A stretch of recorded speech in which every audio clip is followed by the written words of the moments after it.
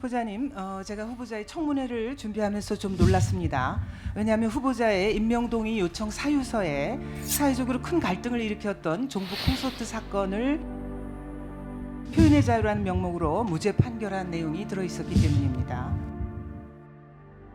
2016년에 후보자께서 대부분의 혐의에 대해서 무죄 판결을 내린 황선은 정부 승인 없이 북한에 가서 연방제 통일을 의결하는 등 국가보안법의 현저히 위반해서 두 차례나 법원으로부터 실형을 선고받은 확신범입니다. 후보자님, 제가 후보자의 청문회를 준비하면서 좀 놀랐습니다. 왜냐하면 후보자의 임명동의 요청 사유서에 사회적으로 큰 갈등을 일으켰던 종북 콘서트 사건을 표현의 자유라는 명목으로 무죄 판결한 내용이 들어있었기 때문입니다. 2016년에 후보자께서 대부분의 혐의에 대해서 무죄 판결을 내린 황선은 정부 승인 없이 북한에 가서 연방제 통일을 의결하는 등 국가보안법의 현저히 위반해서 두 차례나 법원으로부터 실형을 선고받은 확신범입니다. 이 판결 기억하시죠? 예, 기억하고 있습니다. 네, 후보자가 내린 무죄 판결이 항소심, 상고심에서도 인용이 되었고 결국 황선이 풀려나서 현재까지 국가보안법 폐지를 외치고 다니고 있습니다. 게다가 후보자는 구속 기소된 피고인을 재판 중에 보석으로 풀어주기까지 했습니다. 일각에서는 후보자의 이러한 재판 이력을 보시고 후보자가 대법관이 되면 국가보안법 위반 사건들이 표현의 자유라는 미명하에 소극적으로 다뤄지는 것 아니냐고 우려를 표하고 계십니다. 후보자님, 현재 재판을 받고 있는 간첩 혐의자들이 이번 4월 총선에 출마할 수도 있다는 사실 알고 계십니까? 그런 언론 보도가 있는 것은 맞습니다. 네.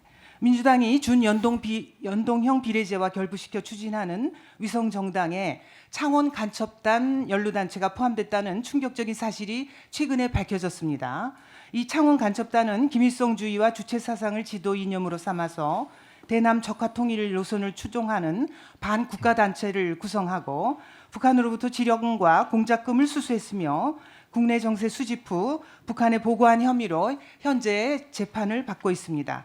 그런데 이들은 아주 노골적으로 재판 지원 전략을 구사하고 있습니다. 이 자료 화면 한번 봐주십시오.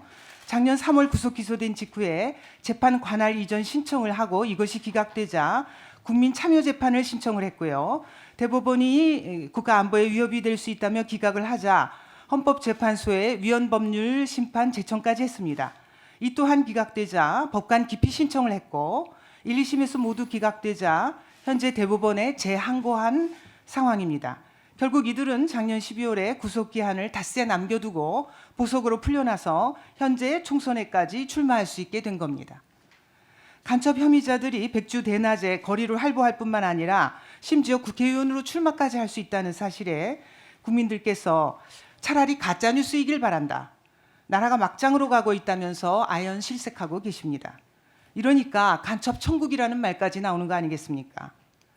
후보자님, 이 간첩 혐의자들이 자기들 마음대로 재판을 지연시키고 이를 전혀 제재하지 못하는 사법부, 이게 과연 제대로 된 사법부입니까? 이거야말로 현재 사법부의 가장 심각한 문제 가운데 하나라고 보는데 후보자님도 동의하시죠?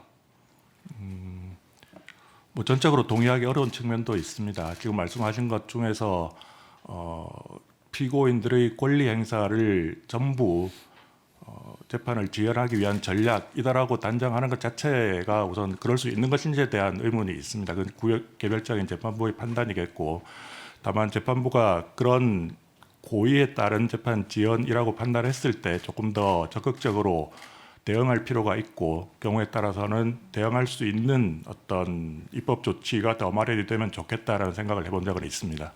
그러니까 입법 조치가 필요하다. 조금 부족한 부분이 네. 있다고 생각을 합니다. 네, 이게 이제 비단 창원 간첩단만의 사건만이 아닙니다. 최근 1심에서 징역 12년이 선고된 청주 간첩단의 경우에 1심 판결까지 무려 2년 5개월이 걸렸는데요. 이들은 법관 기피 신청을 5번이나 했고 변호인 교체를 8번이나 했으며 심지어 선고일을 이틀 앞두고 유엔에 망명 신청까지 했습니다. 결국 구속 기소됐던 간첩 혐의자들 모두 1심 판결도 나기 전에 최대 6개월인 구속기한이 만료되거나 만료 직전에 재판부에 보석 결정이 내려져서 풀려났습니다. 그리고 재판이 불구속으로 진행됨에 따라서 재판 지연이 더욱 심화되는 악순환이 반복되고 있습니다. 후보자님, 이 대법관은 대법원장과 함께 각급 법원의 사무를 지휘 감독할 책무가 있죠. 만약 대법관이 되시면 간첩 혐의자들의 이러한 악의적이고 노골적인 재판 지연 문제를 어떻게 해결하실 계획이십니까? 예,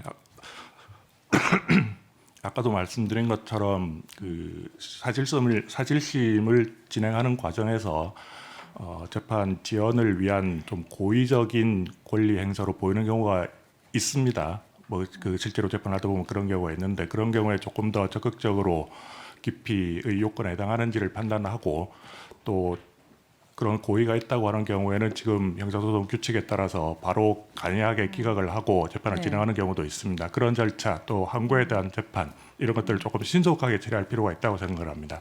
네, 저도 같은 생각인데요. 이 사법부의 그가 뭐 판사 증언이라든가 제도 개선 이런 것도 중요하지만 사법부의 무사한 일, 복지부동 이게 이제 더 큰 문제라고 생각을 합니다. 판사들이 간첩 혐의자들의 재판 지연 전략을 완강하게 거부하고 신속히 판결을 내려야 함에도 이를 즉시 기각하지 않고 수개월 동안 재판을 중지하면서 재판 지연을 방조하고 있기 때문입니다. 실제로 2013년 내란 선동 혐의 등으로 기소된 통합진보당 이석기 사건은 1심 선고가 불과 5개월 만에 나왔고요. 당시 재판장은 일주일에 4차례씩 공판을 진행했고 변호인이나 검사가 공판과 관련 없는 발언을 하면 강력히 제재하기도 했습니다. 미국의 경우에는 시국 사범에 대해서는 묵비권 행사를 제재하기도 합니다. 특히 간첩 혐의자들이 많이 악용하는 법관 기피 신청의 경우에 형사소송법 제20조 제1항에는 기피 신청이 소송의 지연을 목적으로 함이 명백한 때에는 이를 기각한다고 명시되어 있습니다.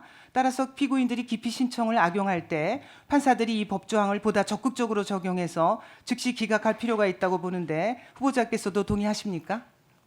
그 요건에 해당하는 경우에는 당연히 그래야 한다고 생각을 합니다. 네. 예, 너무도 당연한 얘기입니다만 국가가 있어야 국민이 있습니다. 국가의 안전 그리고 국민의 생존 및 자유 이 둘은 뗄래야 뗄 수 없는 관계입니다. 무엇보다도 일선 판사들이 국가의 안전과 국민의 생존 및 자유를 위협하는 그 어떤 것도 용납하지 않겠다는 의지와 책임감을 갖고 재판을 신속하고 정의롭게 처리하는 게 중요하다고 보는데요.